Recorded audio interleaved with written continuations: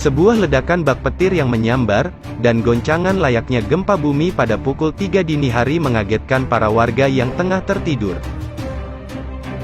Setelah keluar dari rumah mereka untuk melihat apa yang telah terjadi, para penduduk desa itu seolah tak percaya apa yang mereka lihat.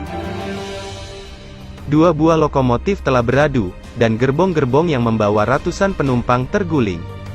Pertolongan pun segera dilakukan oleh para penduduk desa itu, menolong para penumpang yang berteriak meminta bantuan dari dalam gerbong-gerbong yang terguling. Lalu bagaimanakah sebenarnya peristiwa seperti itu bisa terjadi?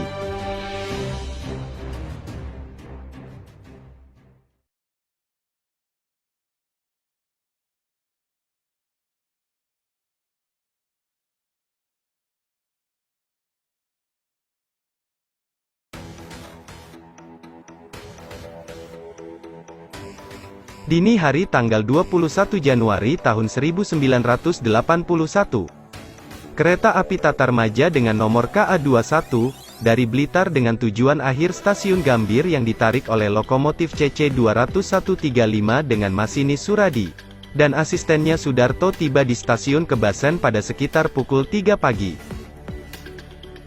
KA21 sendiri berhenti di stasiun Kebasen untuk menunggu bersilang dengan KA20 Senja 4 dari stasiun Gambir dengan tujuan akhir stasiun Yogyakarta seperti biasanya. Namun pada malam itu, kereta-kereta dari arah Jakarta mengalami keterlambatan. PPKA Stasiun Kebasen kemudian dihubungi oleh PPKA Stasiun Notok. Akibat kereta-kereta dari arah Jakarta yang mengalami keterlambatan, PPKA Stasiun Notok juga belum mengetahui posisi KA20 Senja 4. Namun kereta di depan KA20 telah berada di petak Purwokerto Notok. PPKA Stasiun Notok kemudian menyampaikan ke PPKA Stasiun Kebasen, bahwa jika kereta yang ada di depan KA20 sudah melintasi stasiun Kebasen, maka KA21 dapat diberangkatkan menuju stasiun Notok. Setelah menerima informasi tersebut, PPKA Stasiun Kebasen kemudian menahan KA21 Tatarmaja, untuk bersilang dengan kereta yang ada di depan KA20 tersebut.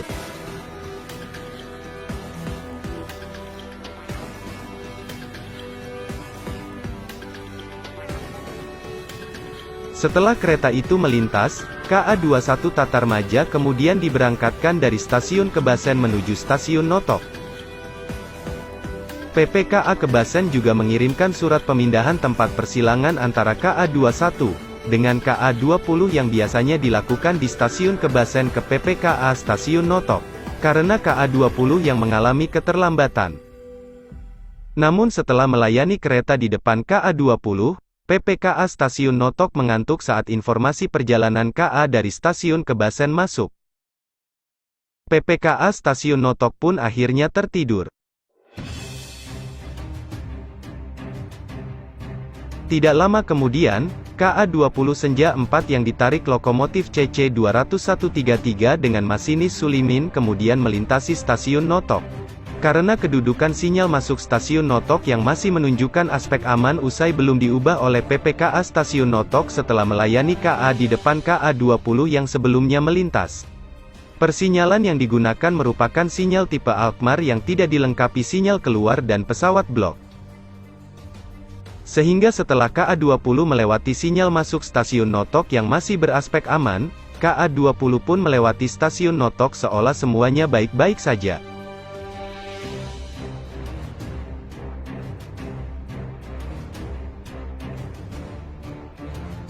Namun setelah KA20 melaju sekitar 2 km dari stasiun Notok, tiba-tiba masinis KA20 melihat cahaya yang berasal dari sorotan lampu lokomotif KA21 yang melaju ke arah kereta yang dikemudikannya. Masinis KA20 pun sempat mengerem, namun jarak antara kedua kereta sudah terlalu dekat.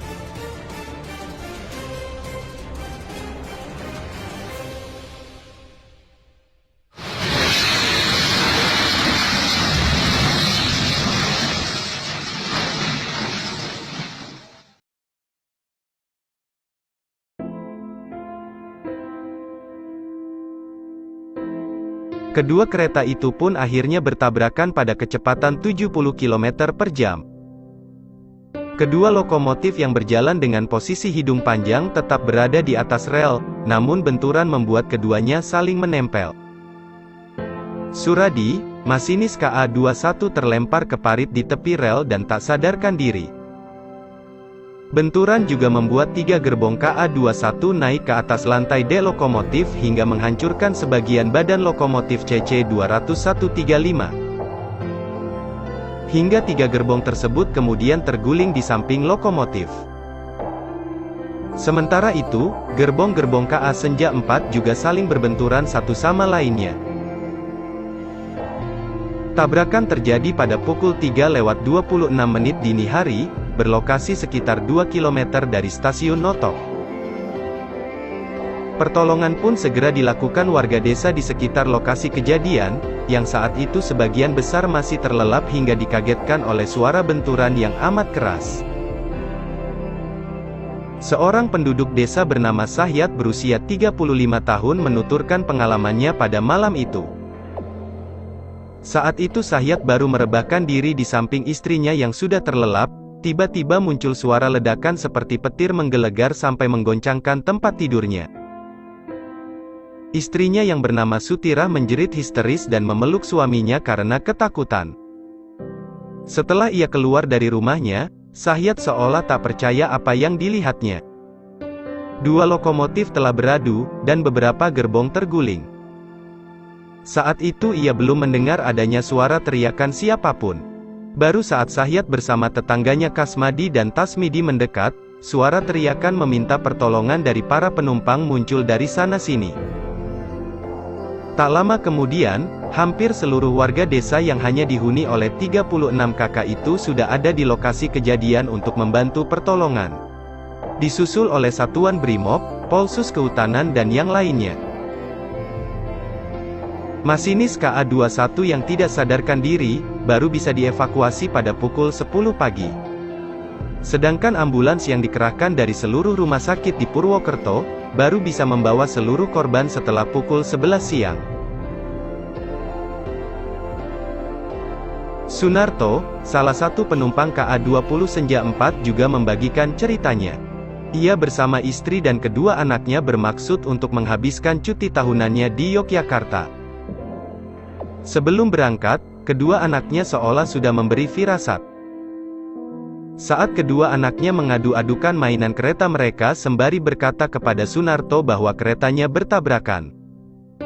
Sunarto yang dalam musibah itu mengalami patah tulang kaki, menjawab anaknya bahwa mana mungkin kereta bisa bertabrakan.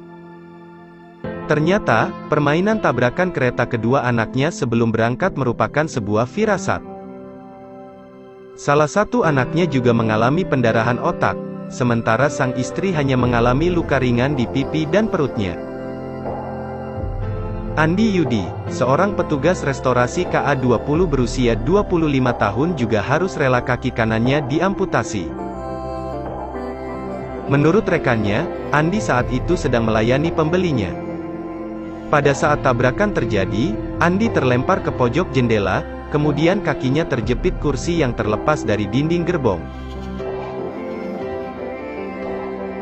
Akibat peristiwa ini, PJKA ditaksir mengalami kerugian hingga 1 miliar rupiah akibat kerusakan parah pada 6 gerbong kereta penumpang dan 2 buah lokomotif.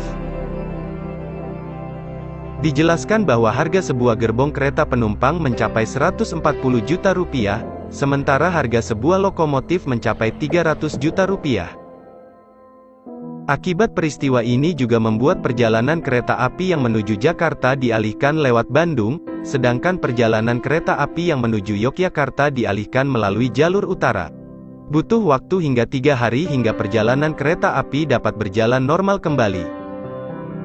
Pada akhirnya, 7 orang dinyatakan meninggal dunia. Salah satunya adalah Sudarto, asisten masinis KA21. Sedangkan 35 dari sekitar 1.400 orang penumpang lainnya mengalami luka berat dan ringan. Kedua lokomotif baik CC2133 maupun CC2135, yang baru mulai beroperasi selama 3 tahun sejak 1978 pun dinyatakan afkir. Walaupun kerusakan CC-20133 nampaknya tidak separah kerusakan pada CC-20135 yang separuh badannya hancur. Rangka bawah CC-20133 kemungkinan mengalami kerusakan sehingga butuh biaya yang besar untuk memperbaikinya. 3 kereta penumpang juga dinyatakan afkir karena mengalami kerusakan yang cukup parah. 2 petugas yang dianggap sebagai pemicu terjadinya semua hal itu kemudian diberi sanksi.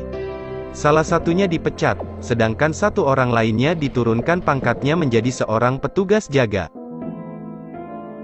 Sayangnya, tidak banyak informasi maupun berita yang membahas peristiwa kecelakaan 2 kereta ini. Peristiwa tenggelamnya KM Tampomas II yang terjadi tidak lama kemudian, membuat tidak banyak orang yang tahu tentang peristiwa ini. Serta menjadikan banyak misteri, yang belum terungkap dari peristiwa ini.